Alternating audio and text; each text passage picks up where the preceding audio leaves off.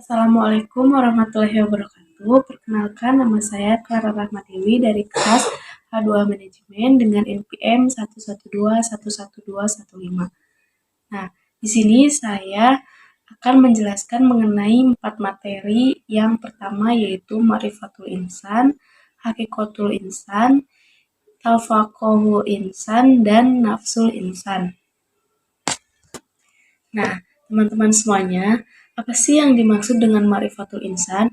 Ma'rifatul Insan itu yaitu suatu proses mengenali diri sendiri dan memahami penciptaan manusia oleh Allah Subhanahu wa taala.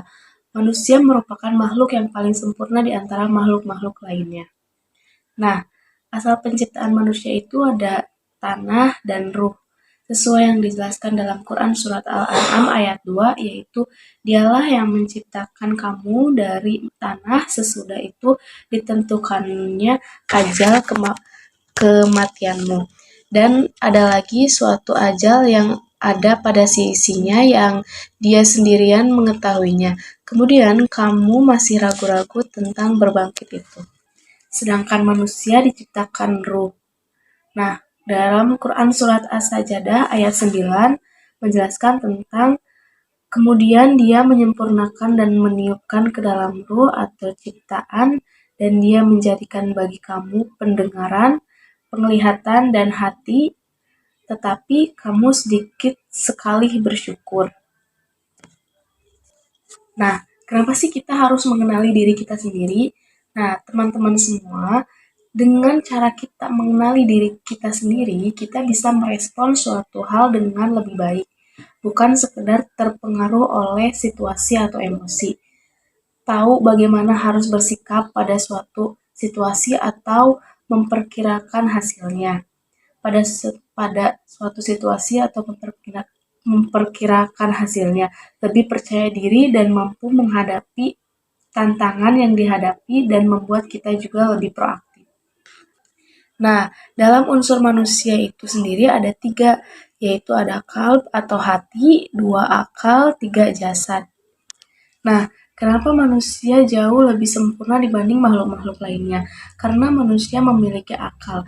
Akal itu yaitu alat untuk berpikir, dan dia tidak bisa direalisasikan dalam bentuk konkretnya. Akan tetapi secara abstrak, akal berupa ideal yang utama dari diri manusia. Adanya akal telah mengangkat manusia lebih jauh, lebih sempurna dibandingkan dengan makhluk lainnya. Kita bisa dapat berpikir dengan menggunakan akal, dan juga manusia adalah manusia yang paling sempurna di antara makhluk-makhluk lainnya. Dan manusia juga mempunyai hati. Manusia sangat mempunyai perasaan yang tinggi dan dapat sebagai dari jiwa manusia yang menyebabkan penderitaan mental dan perasaan bersalah saat menentang dan perasaan. Dan jasad manusia boleh mati, roh manusia akan tetap hidup meski jasadnya telah mati. Nah, selanjutnya di sini saya akan menjelaskan tentang materi Hakikatul Insan. Nah, apa sih yang dimaksud dengan Hakikatul Insan itu?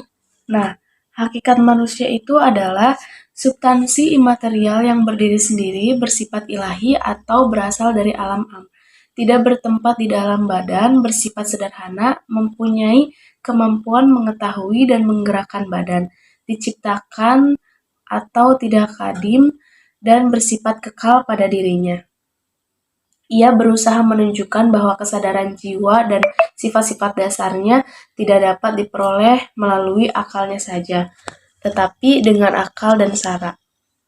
Sebagaimana dijelaskan pada surat Al-Hijr ayat 29 yang menjelaskan tentang urutan ungkapan mengenai hakikat diri yang sebenarnya, di mana manusia sebagai makhluk yang sangat lemah dan hina, di sisi lain dinobatkan sebagai khalifah atau wakil Allah, bertugas mengatur alam semesta dan merupakan wakil Allah untuk menjadi saksinya, serta mengungkapkan rahasia-rahasia firman-Nya. Para makhluk yang lain tidak melihat ada dimensi yang tidak bisa dijangkau olehnya. Ia hanya mampu melihat pada tingkat yang paling rendah dalam diri manusia, sementara ia terhijab oleh ketinggian derajat manusia yang berasal dari tiupan ilahi. Dan di sini juga ada yang ketiga yaitu tafakuhu insan. Apa sih tafakuhu insan itu? Tafakuhu insan yaitu Allah menciptakan, memberikan segala potensi kepada manusia hanya untuk menjadikan manusia taat, tunduk, patuh, dan mengabdi atau ibadah kepada dirinya. Tetapi ada juga orang yang berkhianat terhadap perintah Allah, maka Allah jadikan dirinya hina, menjadikan dirinya hina melebihi binatang-binatang. Kenapa sih masih ada nih orang yang hianat terhadap perintah Allah? Contohnya seperti tidak menjalankan sholat 5 waktu dan tidak mengikuti puasa Ramadan. Itu banyak sekali orang yang seperti itu karena di dunia ini bukan cuma ada manusia aja dan di sini juga ada jin, ada makhluk halus lainnya dan apa Saiton itu akan selalu menggoda manusia hingga manusia tidak menjalankan perintah Allah Subhanahu wa taala. Dan sebagaimana dijelaskan dalam hadis Allah Baihaqi dari Ibnu Abbas, yaitu gunakanlah 5 perkara sebelum datang 5 lainnya, yaitu masa mudamu sebelum datang masa tuamu, masa sehatmu sebelum datang masa sakitmu, kekayaanmu sebelum jatuh miskinmu, dan waktu luangmu sebelum waktu sibukmu, dan hidupmu sebelum datang kematian. Nah, selanjutnya materi yang keempat yaitu nafsul insan. Nafsul insan itu salah satu bukti kekuasaan Allah Subhanahu wa taala. Diciptakannya an-naf atau jiwa, ia adalah esensi dalam diri manusia yang bersifat halus yang dapat merasakan sedih, gelisah, cinta, benci, dan lain sebagainya. Juga jenis-jenis nafsul insan. Nafsul insan itu ada nafsul mutmainah, yaitu jiwa yang tenang, dan yang kedua ada nafsul lawamah yang menyesali diri sendiri, dan yang ketiga ada nafsul amarah yang nafsu yang buruk. Nah, nafsul mutmainnah itu adalah jiwa yang telah mendapatkan ketenangan, telah sanggup untuk menerima cahaya kebenaran Sang Ilahi, juga jiwa yang telah mampu menolak menikmati kemewahan dunia dan tidak bisa dipengaruhi oleh hal tersebut. Nafsu ini memuat pemiliknya merasa berpuas diri dalam pengabdiannya kepada Allah Subhanahu wa taala. Nah, selanjutnya nafsu lawamah.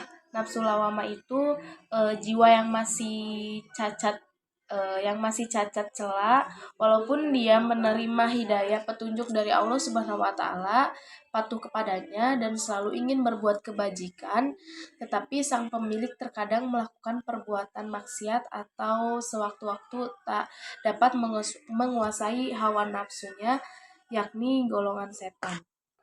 Nah, dan yang ketiga ada nafsul amarah, yaitu nafsu yang selalu mengajak untuk berbuat keburukan dan kemaksiatan.